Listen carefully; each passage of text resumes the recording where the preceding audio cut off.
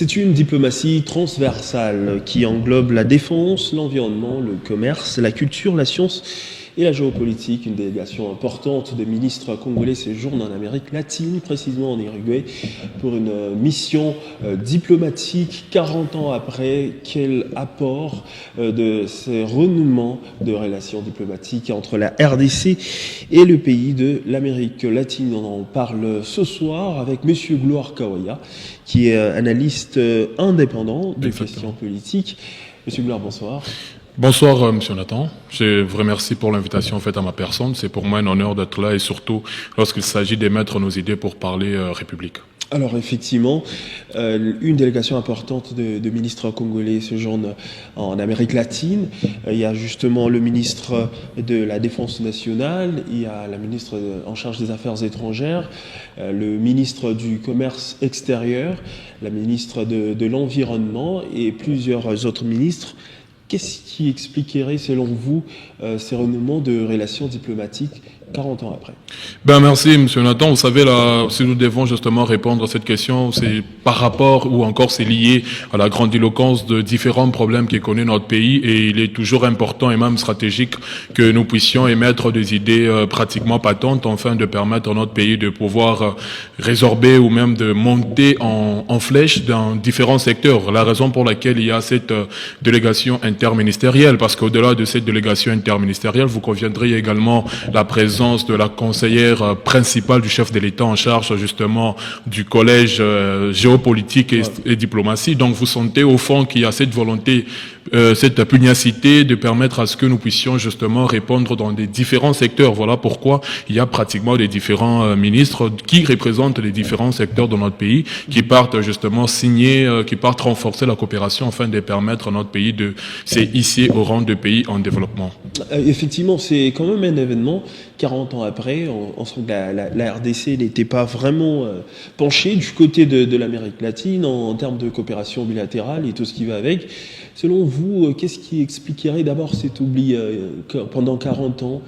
Non, mais moi, je pense pas que c'est un oubli, mais plutôt, vous savez, nous sommes basés aujourd'hui sur le connexionnisme, sur le relationnisme. Ça veut dire justement qu'aujourd'hui, les États interagissent en termes d'intérêt. Okay. Et vous sentez qu'au-delà que, si vous prenez la coopération, elle a existé même avec le feu président Mobutu. Il a également fait même un déplacement justement en Amérique latine. Et aujourd'hui, après 40 ans, c'est parce que justement le président Félix-Antoine Tshisekedi, dans sa politique externe, pense que justement, il est importantissime d'initier la République démocratique du Congo à initier des coopérations avec des pays comme le Brésil, comme l'Uruguay, mais aussi comme l'Argentine, parce que si vous lisez même cette délégation, le voyage de la délégation stipule justement qu'ils partent dans les différents pays. Donc moi je pense qu'après 40 ans, oui, mais c'est important aujourd'hui pour refixer la position stratégique de la RDC, étant justement un pays solution. Effectivement, quels sont les apports que peuvent donner ce pays-là de l'Amérique latine?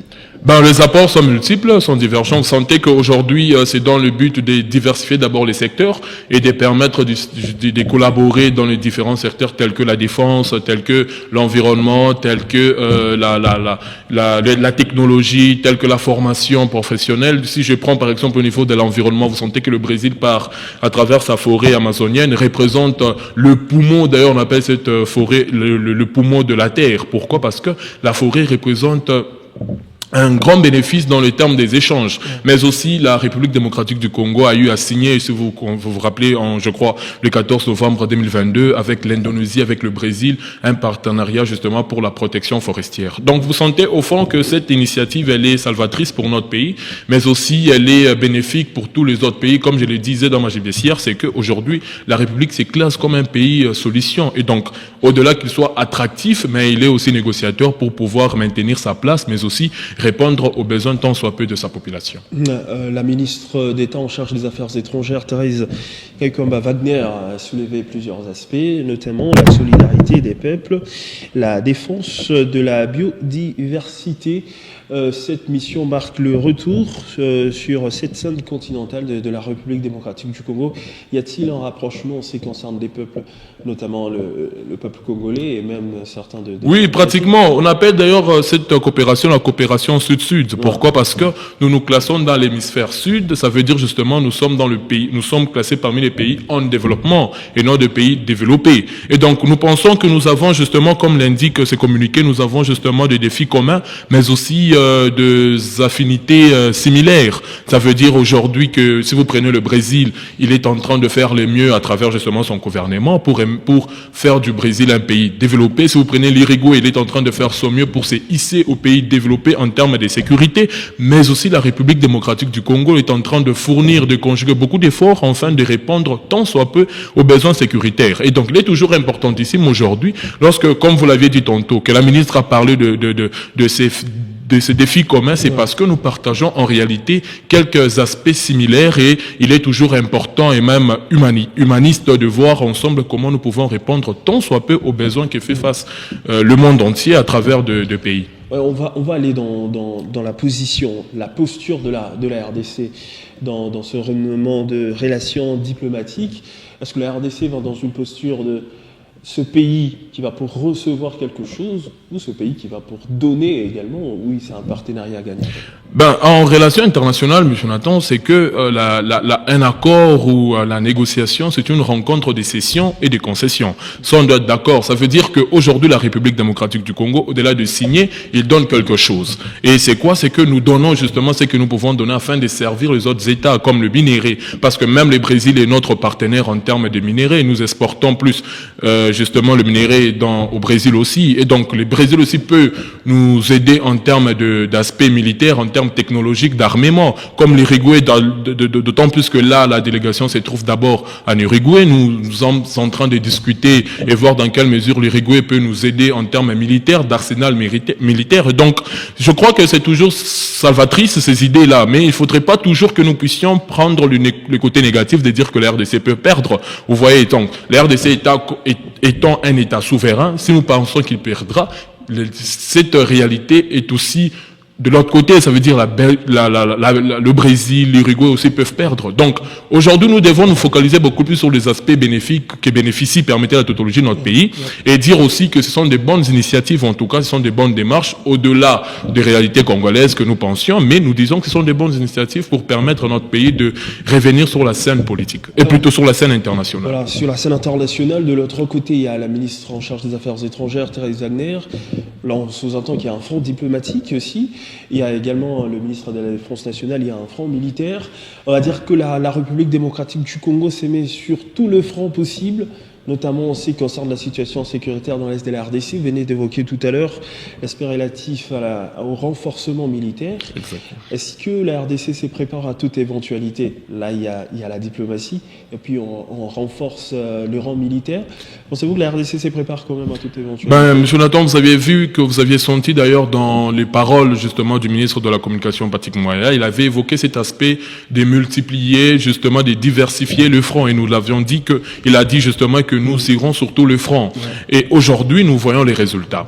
Mais par rapport à cette question, vous sentez, il y a également cette pensée qui dit qui veut la guerre, qui veut la paix, prépare la guerre. Ouais. Ce n'est pas justement à l'immédiat, ce n'est pas à l'instantané, mais c'est quelque chose de futur. Ça veut dire, lorsque vous désirez la paix, vous devez, en d'autres termes, en aval, préparer justement la paix. Et vous devez justement préparer le moyen pouvant vous permettre d'amener la paix. Et les moyens sont justement ceux d'initier justement de collaboration, de coopération, et enfin justement de vous armer, de vous doter d'un arsenal militaire capable de vous défendre. Et donc cette initiative, comme je le dis, l'Uruguay est un pays hautement stratégique en termes militaires, mais aussi en termes sécuritaires. Et donc la coopération permettra aujourd'hui en notre pays de s'armer, de ses capacités, de susciter en termes militaires, en termes d'arsenal, afin de répondre dans le jour qui viennent ultérieurement devant les défis de conflits, de guerres et autres.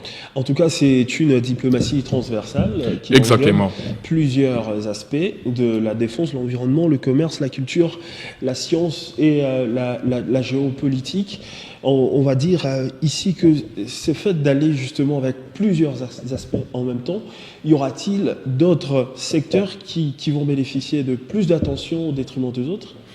Non, mais parler de plus d'attention, moi je crois qu'aujourd'hui la République démocratique du Congo désire beaucoup plus la paix, et cette paix est conditionnée par la sécurité. Ça veut dire justement que la première justement mission de cette délégation, c'est d'abord justement de mettre en place ou c'est de se doter justement de moyens, justement de se doter justement de moyens sécuritaires. Donc la première priorité, je crois congolaisement parlant, est celle justement d'avoir d'abord l'aspect militaire au-delà de l'aspect environnemental, l'aspect technologique, l'aspect de la formation culturelle. Nous désirons d'abord que cette mission puisse nous apporter des solutions sécuritaires de notre armée parce que nous faisons face à une agression étrangère. Effectivement, en dépit de plusieurs discussions déjà amorcées, notamment à Doha, à Washington, même en Afrique, sous la médiation de l'Union africaine, pour trouver des solutions à cette guerre, pensez-vous que cette étape de plus peut apporter une solution déjà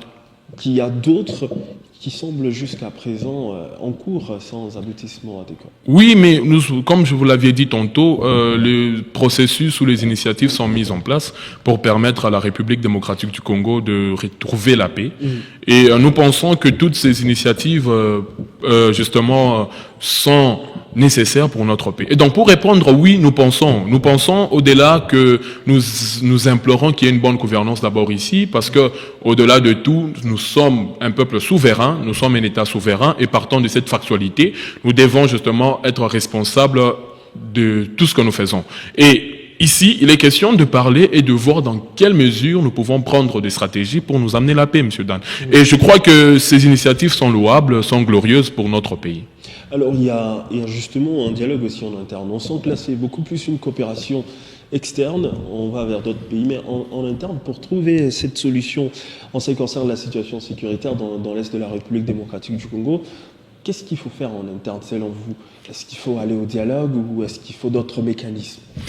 Oui, mais M. Damon, je crois que le dialogue reste également l'une des bonnes voies pouvant permettre à la République démocratique du Congo de retrouver la paix. Mais elle n'est pas l'unique voie. Voilà. Donc, ça veut dire ici que pour résoudre un problème sécuritaire, il faut se doter d'un arsenal sécuritaire. Vous voyez au fond. Et donc là, nous implorons au gouvernement de capaciter notre armée. Mais le dialogue reste également une évidence patente parce que le dialogue invite tous les enfants du Congo de se mettre à table et de parler république et de donner justement des propositions et qui, de surcroît, ces propositions doivent être appliquées par le gouvernement. Donc vous voyez au fond qu'il y a multiples solutions, mais il ne faudrait pas se caser ou se limiter uniquement au dialogue. Nous parlons justement à la capacitation de l'armée, nous parlons au dialogue, un dialogue franc, mais pas opportuniste, mais aussi nous parlons à un gouvernement compétent. Nous croyons que bientôt nous allons avoir un gouvernement. Nous désirons que ce gouvernement soit épris de la bonne vision du chef de l'État, soit épris justement de la compétence et même de la méritocratie. Alors il y a d'autres, on va ouvrir une parenthèse en rapport avec ça très rapidement. Un gouvernement qui s'éveille d'être resserré, et également d'ouverture pour intégrer les acteurs de la société civile, opposition. Comment voyez-vous cette nouvelle configuration? Vous savez, moi je crois que ici il est question de parler République. Quel que soit ce que nous allons mettre en place comme gouvernement, d'ailleurs le gouvernement ne sera rempli que des hommes. Ça veut dire au fond que le président devra mettre un accent sur les hommes qui doivent composer le gouvernement, doit mettre un accent sur les individus.